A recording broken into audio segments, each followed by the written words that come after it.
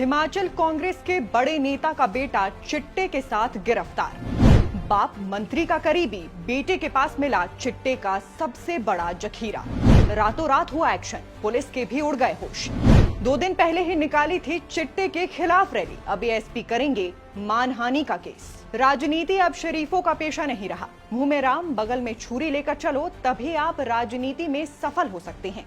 वो भी एक दौर था जब कांग्रेस के नेता हुआ करते थे लाल बहादुर शास्त्री जी।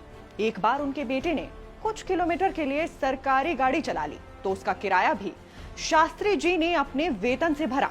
बाद में इसी ईमानदारी का फल उन्हें मिला। ताशकंद में उनकी हत्या हो गई। उसके बाद भी कांग्रेस कई बार सत्ता में आई, कई प्रधानमंत्री आए गए, मगर किसी ने भी ये जांच नहीं करवाई कि कांग्रेसी प्रधानमंत्री की हत्या कैसे हुई। अब आप हिमाचल की राजनीति का विरोधाभास देखिए। अभी 2 दिन पहले ही पूर्व विधायक बंबर ठाकुर ने बिलासपुर में चिट्टा और नशे के खिलाफ रैली निकाली, जिसमें कहा गया कि हिमाचल पुलिस नशा कारोबारियों को संरक्षण दे रही है, जबकि कुछ माह पहले ठाकुर साहब का अपना ही बेटा सड़कों पर गोलियां चलाता घूम रहा था। इसके अलावा उसे बिलासपुर से एक और बड़ी खबर है। हिमाचल सरकार के एक मंत्री के करीबी का बेटा चिट्टे के साथ गिरफ्तार हुआ है। आरोपी का पिता मंत्री जी का इतना करीबी था कि मंत्री जी की रातों की नींद गायब हो गई और रातों रात ही मामले में बड़े बड़े खेल हो गए। उधर जिला के एसपी ने भी पुलिस पर आरोप लगाने वाले कांग्रेस के पूर्व विधायक पर मानहानि का मुकदमा ठोकने की तैयारी कर ली है। बताएंगे क्या है दोनों मामलों की पूरी कहानी, इसलिए वीडियो को अंत तक देखिए। हमारे यूट्यूब चैनल को सब्सक्राइब जरूर करें। खबर शुरू करने से पहले बड़ा सवाल ये है कि हमारे समाज को ये क्या हुआ है? क्या हिमाचल सरकार ही नशा कारोबारियों को संरक्षण दे रही है? हिमाचल में कैसे बढ़ गया है इतना नशा? पंजाब के मंत्री विधायकों के बेटे भी हिमाचल में नशा करने क्यों आने लगे हैं? और कौन है वो लोग जो हिमाचल को बना रहे हैं नशे का डेस्टिनेशन? और आखिर कैसे बंद होगी हिमाचल में नशेबाजी? इसका जवाब मिले तो हमें कमेंट बॉक्स में बताइएगा। खबर कल की है जब पूरे हिमाचल की निगाहें संजौली के मस्जिद विवाद पर टिकी हुई थी। उसी बीच बिलासपुर जिला के कांग्रेस अध्यक्ष जागीर सिंह मेहता का बेटा अनिल लगभग 46 ग्राम चिट्टे की खेप के साथ गिरफ्तार कर लिया जाता है।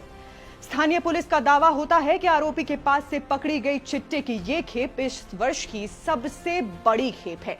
खबर सामने आती है तो कांग्रेस आलाकमान तक पहुंचती है। स्थानीय मंत्री से घनिष्ठ कनेक्शन की भी बात निकलकर सामने आती है, इसलिए सभी एक्शन ताबड़तोड़ लिए जाते हैं। शिमला से आए एक फोन कॉल की घंटी बिलासपुर में बजती है और कुछ ही घंटों में अपने बेटे द्वारा किए गए अपराध की नैतिक जिम्मेदारी लेते हुए जागीर सिंह घुमारवीं कांग्रेस मंडल अध्यक्ष के पद से अपना इस्तीफा दे देते हैं। अब जागीर सिंह के इस्तीफे को क्षेत्र में नैतिक जिम्मेदारी की मिसाल के रूप में देखा जा रहा है, मगर क्या ये बात इतनी सिंपल है जितना इसे दिखाया जा रहा है? जागीर सिंह कोई आज के कांग्रेसी नेता तो है नहीं, वर्षों से अपनी जमीन पर राजनीति कर रहे हैं और इस दौरान उन्होंने मंत्री विधायकों के करीबी बनने के साथ ही कई तरह के व्यवहार कमाए हैं। ऐसे में अब सभी के मन में ये बात खटक रही है कि कहीं मंत्री जी की साफ छवि को धूमिल होने से बचाने के लिए तो ये इस्तीफा नहीं लिया गया। बिलासपुर की जनता इस बात का जवाब सही ढंग से दे सकती है, इसीलिए आप सब कमेंट सेक्शन में आमंत्रित हैं। खैर, अब बात कर लेते हैं अगली खबर की, जिसमें बिलासपुर के ही एक नेता चिट्टा विवाद में पुलिस पर आरोप लगाकर बुरी तरह से फंस गए हैं। हाल ही में बिलासपुर में चिट्टे के विरोध में निकाली गई रैली का नेतृत्व करते हुए पूर्व विधायक बंबर ठाकुर ने पुलिस प्रशासन के खिलाफ हमला बोला था। अब बंबर ठाकुर द्वारा वरिष्ठ पुलिस अधिकारियों पर किए कटाक्ष का पुलिस ने कड़ा संज्ञान लिया है। बिलासपुर के अतिरिक्त पुलिस अधीक्षक शिव चौधरी ने 2 टूक कह दिया है कि वो बंबर ठाकुर को 1 करोड़ का लीगल नोटिस जारी करेंगे। इसके साथ ही पूर्व विधायक के खिलाफ एफआईआर भी दर्ज करवाएंगे। एएसपी शिव चौधरी ने पूर्व विधायक को सलाह देते हुए साफ कहा है कि किसी पर कीचड़ उछालने से पहले अपने बेटे को सुधारे। बिलासपुर का गोलीकांड किसने करवाया, उसके पुलिस के पास पुख्ता सबूत हैं और पूर्व विधायक का बेटा इस हमले का मास्टरमाइंड पाया गया है। बाहर से शूटर बुलाकर यहां गोलियां चलाई गई, जिसके कॉल डिटेल से पुख्ता प्रमाण मिले हैं, इसलिए कायदे कानून के अनुसार कार्यवाही की जा रही है।